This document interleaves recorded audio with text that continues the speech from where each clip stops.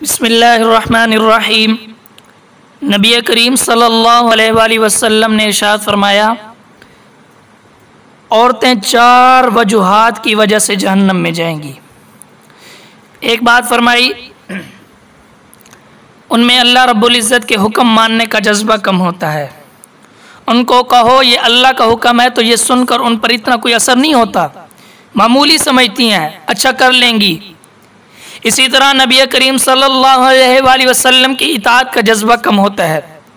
उनको बताएं ऐसा करना सुन्नत है, ये उसको मामूली समझ लेती हैं, सुन्नत की इत्बा का जज्बा इतना ज़्यादा नहीं होता। फरमाया तीसरी बात यह है कि इनके अंदर शौहर की इताअत का जज्बा कम होता है।